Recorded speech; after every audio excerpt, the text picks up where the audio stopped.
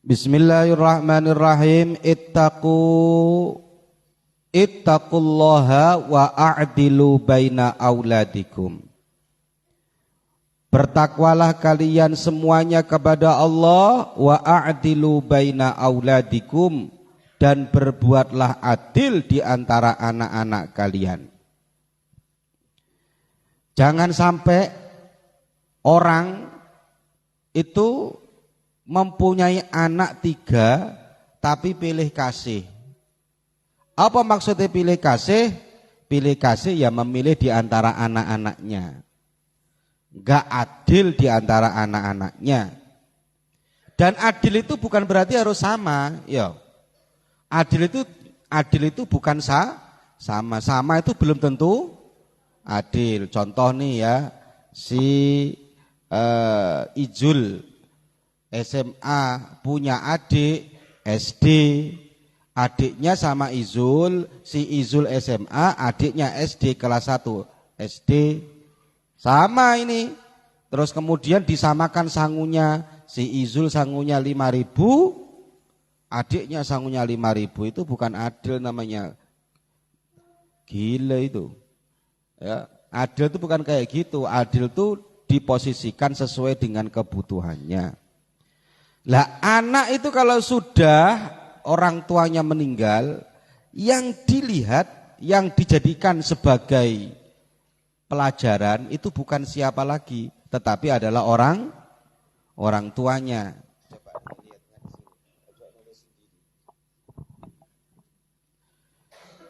Lah itu, ini siapa ini?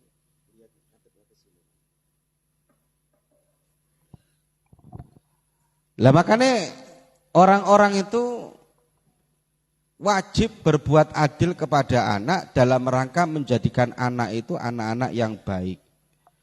Kalau ada orang tua tidak adil kepada anak-anaknya, maka itu sama halnya menghancurkan hubungan antara anak dengan anak, sehingga anaknya menjadi rame, menjadi geriduh, menjadi tidak rukun. Itu gara-gara kadang-kadang orang tuanya enggak berbuat adil. Yo. Kemudian ittaqu firasatal mu'min. Bertakwalah kalian, takutlah kalian terhadap firasatnya orang-orang iman. Wah, ingat, hati-hati ini. Ini saya sering dengar dari beberapa ulama. Ittaqu firasatal mu'min. Takwalah kamu terhadap firasatnya orang iman, karena sesungguhnya firasatnya orang iman itu yang duru binurillah. Dia melihat dengan cahaya Allah Subhanahu wa ta'ala.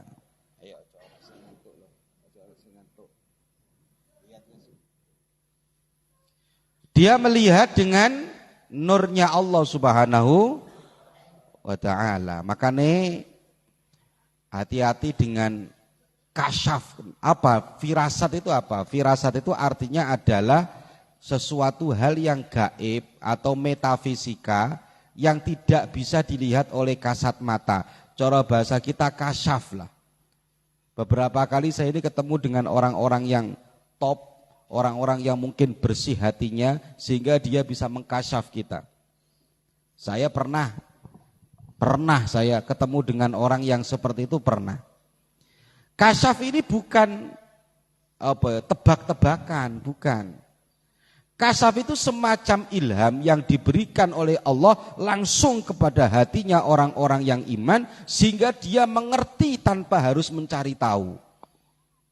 Itu namanya kasyaf, kayak semacam ilham, kayak semacam bisikan, tapi bisikannya orang-orang yang beriman. Lain dengan dukun, ojo disamakan dengan dukun. Dukun ya beda dengan orang mukmin. Orang mukmin biasanya enggak ember, dukun itu dikit-dikit nebak. Oh, kerjaanmu ini di air, berarti kamu harus cari pasir di sungai. Ya toh. Iki ruwet iki. Makanya orang kalau yang tanya ke dukun, lam yuqbal sholatuhu arba'ina yauman. Sekali kamu tanya ke dukun, Pak, hari yang baik apa Pak? Begini-begini, kamu percaya? Lam tuqbal sholatuhu arba'ina yauman. Sholatmu enggak diterima selama 40 hari. Kalau ke dukun. Lah, firasatul mukmin. Mukmin siapa? Orang-orang yang taat kepada Allah, yang punya iman yang kuat. Itu namanya mukmin. Firasatnya orang mukmin itu banyak cesplengnya. Hati-hati kita. Kok ono wong iman punya firasat tek, hati-hati kita. Hati-hati. Fa innahu yanzuru binurillah, karena dia melihat dengan cahayanya Allah Subhanahu wa taala. Contoh, ini banyak sekali contohnya ya. Kalau yang contoh yang sekarang-sekarang ya banyak, tapi saya contohkan saja cerita-cerita yang masyhur di zamannya para sahabat. Imam Sayyidina Ali itu pernah, ini siapa namanya ini? Sayyidina Ali itu pernah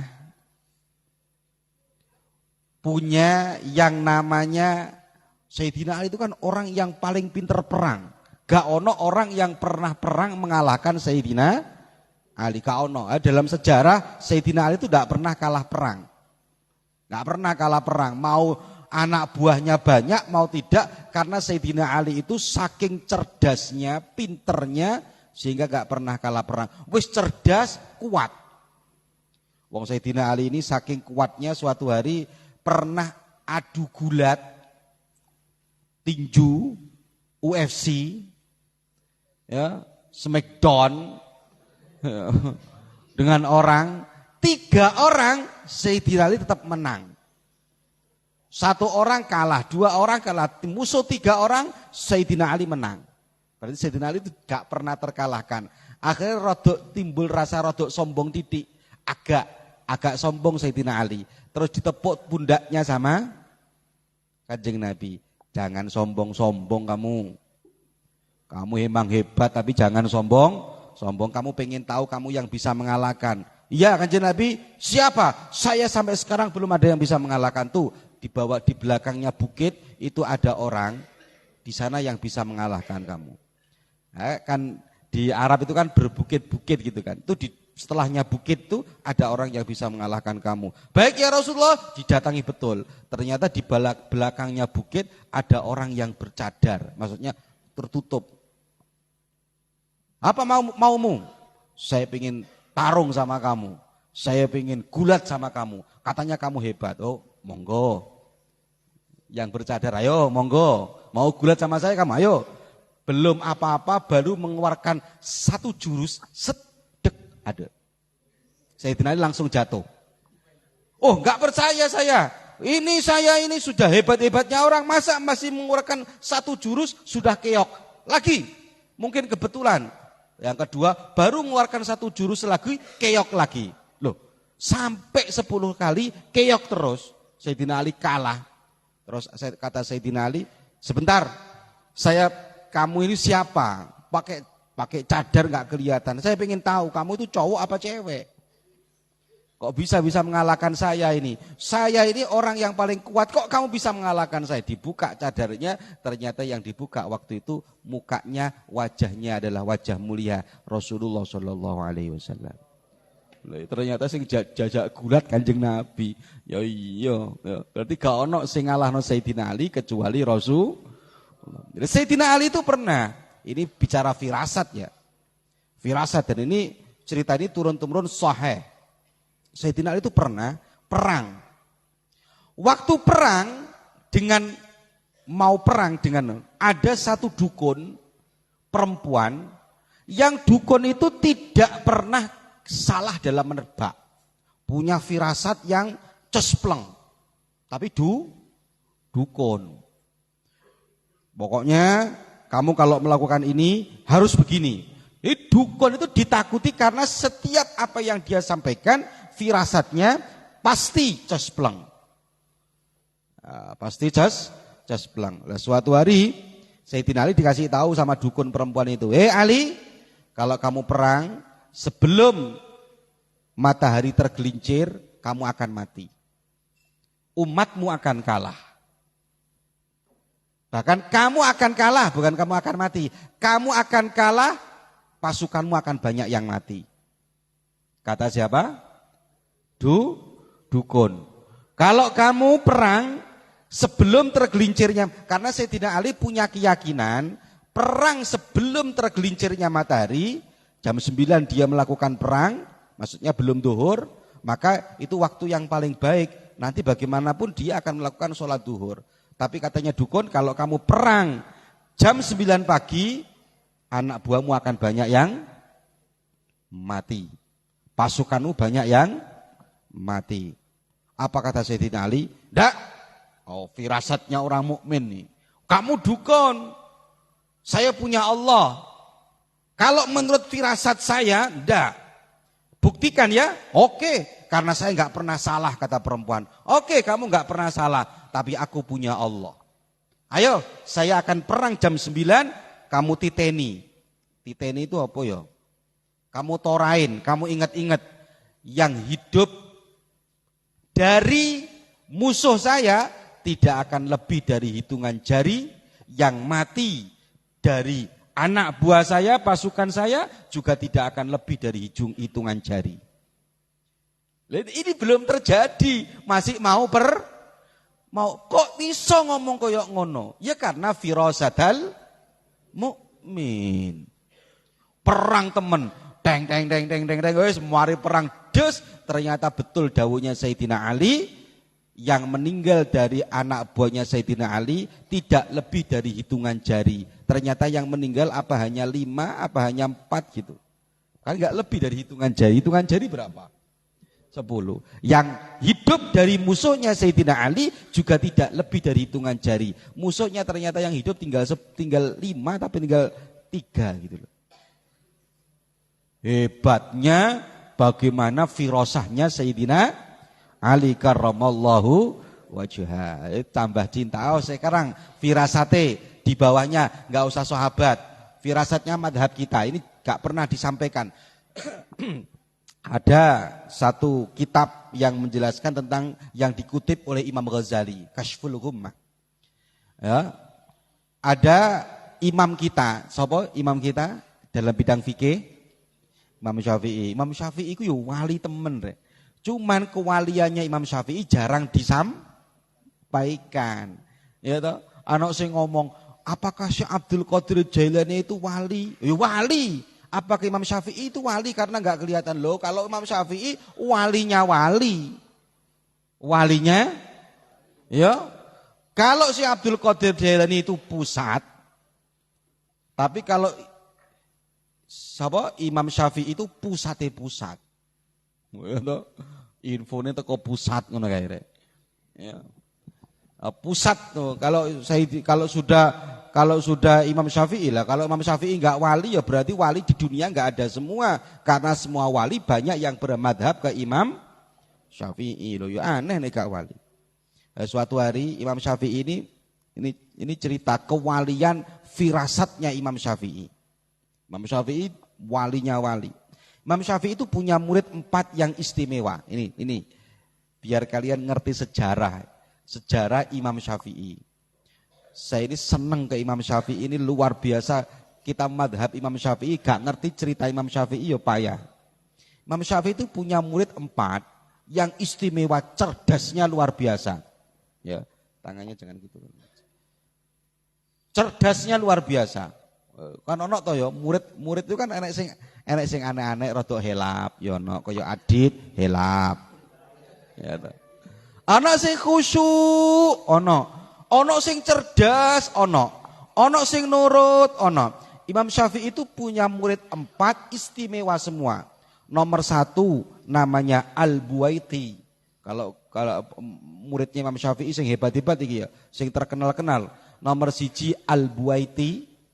Nomor 2 yang sudah kamu kenal itu Imam Muzani, Al-Muzani. Nomor 3 Ibnu Abdil Hakam. Nomor 4 yang sering saya ceritakan sama kamu namanya Rabi' bin Sulaiman Al-Muradi. Jadi kok gak ngerti murid Imam Syafi'i sing siji ki Rabi' bin Sulaiman Al-Muradi, wis berarti dia gak ngerti sejarah Imam Syafi'i. Karena yang paling banyak membentuk sejarahnya Imam Syafi'i itu santrinya yang bernama siapa? Rabi' bin Sulaiman Al-Muradi. Waktu Imam Syafi'i sakit keras, Dan beliaunya mungkin 1 tahun setelah itu meninggal, muridnya 4 ini dipanggil. Muridnya 4 dipanggil. Sing paling cerdas, sing paling top otaknya, sing pantas menggantikan kajian Imam Syafi'i namanya Al-Buaiti. Sing paling cerdas apa? Al-Buaiti. Sing paling top Al-Buaiti. Imam Al-Buaiti dipanggil. Semua muridnya 4 itu dipanggil. Waktu Imam Syafi'i mau meninggal, difirasat satu-satu, dikasap satu-satu. Makanya hati-hati. Omongannya guru lek sampai dek bahaya. Al-Buaiti diginikan. Buaiti, kok saya melihat kamu meninggalnya dibelenggu besi. Dibelenggu besi. Kaget Imam Buaiti. Allah, kok guru saya ngomong kayak gitu. Terus sampingnya Imam Muzani. Imam Muzani sudah tak ketakutan ini. Imam Muzani dikasap juga. Imam Muzani, ternyata kamu besok akan menjadi orang yang paling alim di zaman itu. Enak Imam Muzani. Dikasap jadi orang yang paling alim dan gak ada orang yang alim di atas kamu suatu saat nanti. Menang. Ya, alhamdulillah. Ibnu Abdul Hakam juga kayak gitu. Ibnu Abdul Hakam, kamu bapakmu itu dulu madhabnya Maliki. Jadi Ibnu Abdul Hakam ini orang Mesir. Bapaknya madhabnya Maliki. Ibnu Abdul Hakam madhabnya juga Maliki. Setelah Imam Syafi'i datang ke Mesir, kan Imam Syafi'i itu kan hidup di Basrah, terus pindah ke Mesir. Makanya ono pendapat qaul jadid dan qaul qadim. Qaul jadid ya ketika Imam Syafi'i sudah pindah ke Mesir. Jadi qaul sing paling banyak pendapatnya Imam Syafi'i karena Imam Syafi'i hidup di 2 tempat. Ono qaul jadid, ono qaul. Lah ketika Imam Syafi'i nyampe di Mesir, Ibnu Abdul Hakam ini menjadi pengikutnya Imam Syafi'i, bermadhab kepada Imam Syafi'i. Tapi apa jari Imam Syafi'i? Ibnu Abdul Hakam, kamu besok kalau saya sudah meninggal, kamu akan kembali kepada madhab bapakmu. Yang dulunya kamu ikut saya, besok kamu akan kembali ke madhab bapakmu. Apa madhabnya? Maliki. Ada berapa sudah murid? 3, tinggal 1.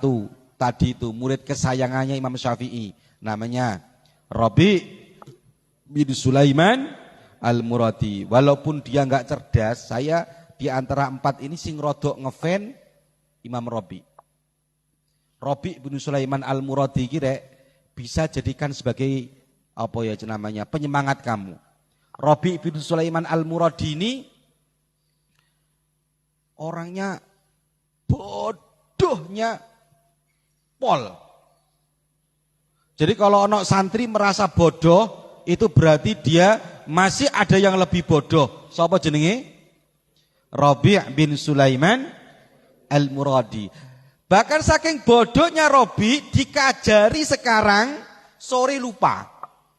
Diajari sore, pagi lupa. Makanya jangan meremehkan santri yang bodoh. Siapa tahu kelak santri yang bodoh ini menjadi orang yang paling manfaat ilmunya.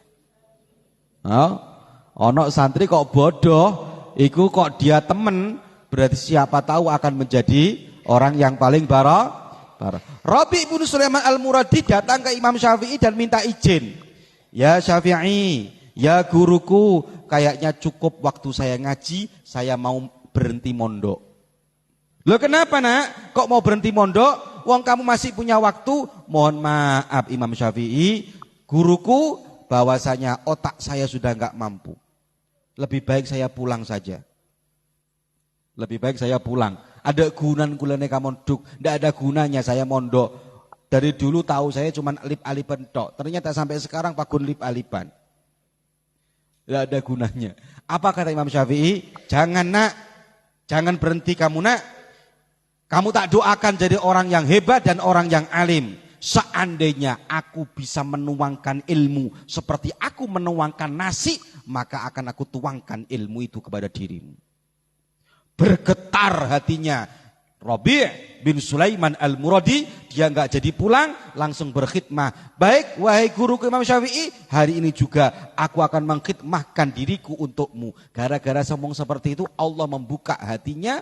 Imam Syafi'i dapat surat dari seorang raja, suruh nulis tentang bagaimana cara mencari hukum dengan benar.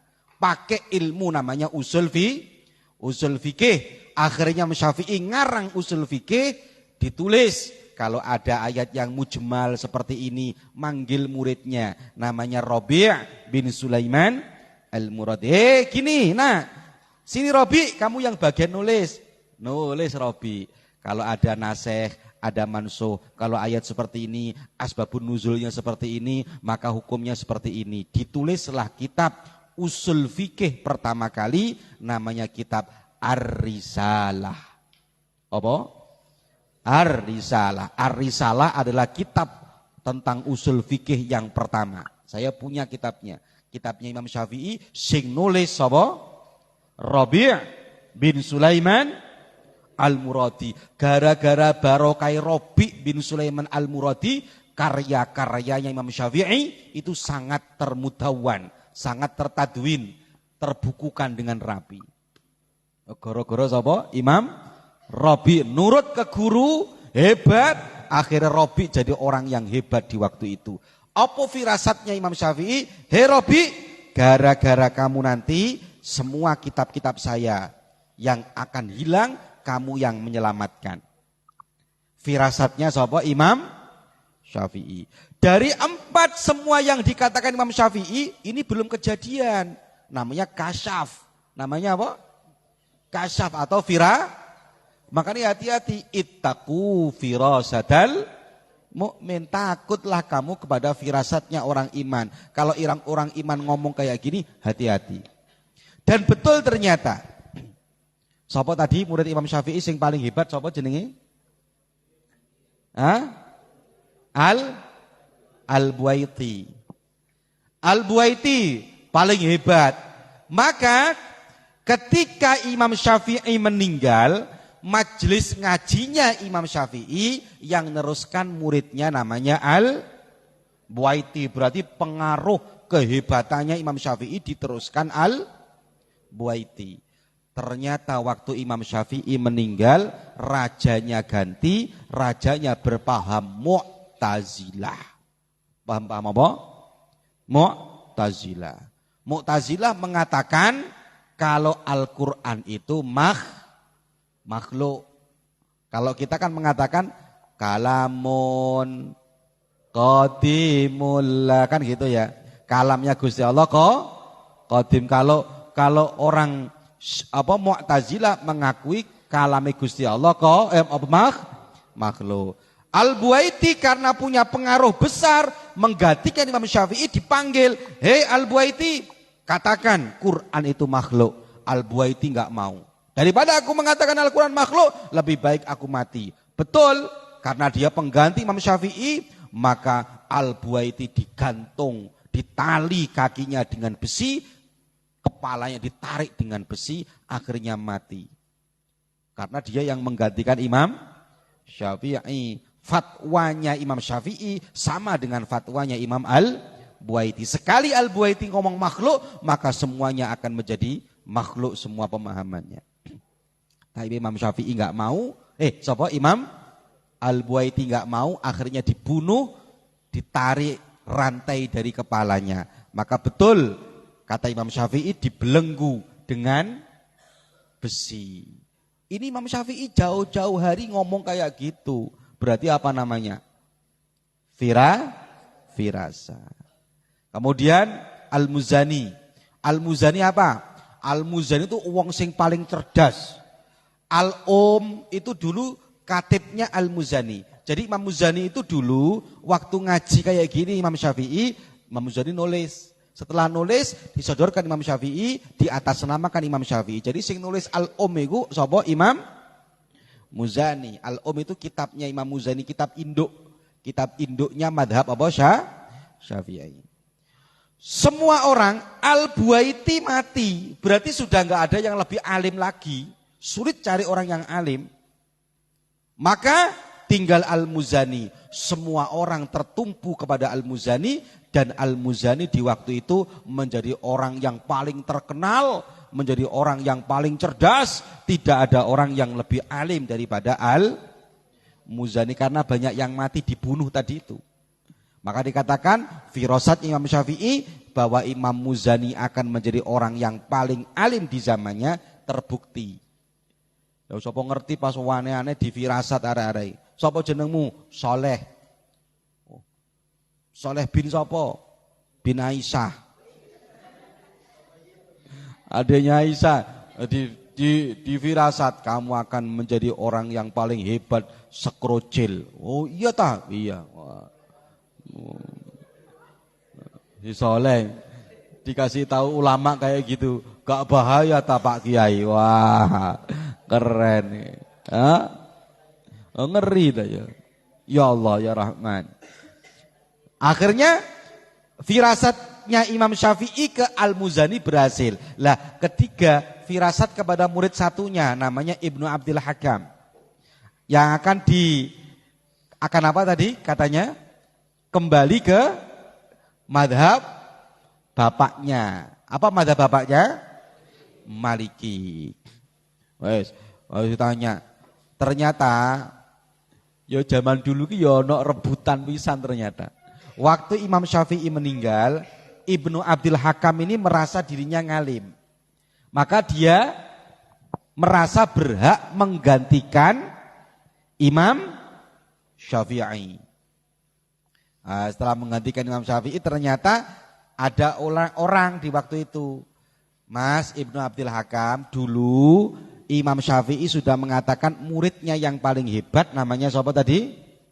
Al-Buwaiti. Maka yang paling berhak menggantikan Imam Syafi'i adalah Al-Buwaiti. Ibnu Abdul Hakam ngosok. Padahal ngalim, ya ngosoke wong alim karena bukan karena iri dengki, ngosoke wong alim karena pingin ngajar. Ternyata enggak diperbolehkan, akhirnya dia pergi dari situ dan mengikuti madhabnya bapaknya karena dia pingin ngajar fikih. Kembalilah betul Ibnu Abdul Hakam karena ngosok ke temennya, dia mempelajari lagi madhab Maliki dan mengajar madhab Maliki. Barokai ngosok. Barokah apa? Ngosok. Ya ngosok iku kadang ana barokah pisan. Santri kok ngosok ning bapake wis error iki. Nah, dan yang terakhir tadi siapa? Robi.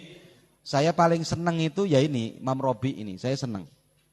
Robi itu enggak terkenal kisah hidupnya bisa dijadikan sebagai suri tauladan. Kalau Al-Muzani itu memang cerdas mulai awal. Al-Buwaiti muridnya Imam Syafi'i cerdas mulai awal.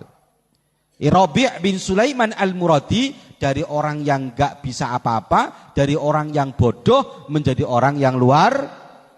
Kalau ceritanya Rabi' ini ada sisi barokahnya, ada sisi perjuangannya, ada sisi Imam Rabi' mendapatkan keberkahan dari doanya Imam Syafi'i. Imam Rabi' satu-satunya imam yang akhirnya ini mencari manuskrip pendapat-pendapatnya Imam Syafi'i terkumpulkan.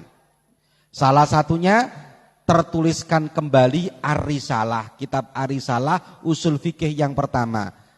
Kemudian kitab itu ternyata selain Imam Rabi', selain Imam Muzani yang nulis juga Imam Rabi' bin Sulaiman bahkan dikatakan oleh para ulama, andaikan tidak ada Rabi' bin Sulaiman Al-Muradi, maka banyak karya-karyanya Imam Syafi'i yang hilang. Termasuk mungkin tidak akan sepenuhnya ada. Karya Imam Syafi'i ada dan terbukukan, itu gara-garanya cakangnya Rabi' bin Sulaiman. Maka Rabi' dikasyaf oleh Imam Syafi'i, hei Rabi', kamu besok yang akan banyak menolong ajaran-ajaranku. Kamu besok yang akan banyak menolong kitab-kitabku. Dan betul, Rabi' lah yang menyelamatkan manuskrip kitab-kitabnya siapa? Imam Syafi'i. Jadi saya ini kadang-kadang kok ono santri bodoh. Santri kok bodoh, ndak pada pinter ngaji, Doanya saya satu, ya Allah santri bodoh ini semoga seperti Rabi bin Sulaiman al-Muradi. Ya. Ya biar dia bodoh tapi ternyata paling Nah, ya toh. Ono santri bodoh tapi kok manfaat, ya berarti dia mewarisi ilmunya Rabi' bin Sulaiman al-Muradi. Kamu lihat nanti dalam kitab Ar-Risalah. Cari kitab namanya apa? Risalah itu kitabnya Imam Syafi'i, sing nulis katibnya Imam Rabi' bin Sulaiman al-Muradi. Al-Fatihah.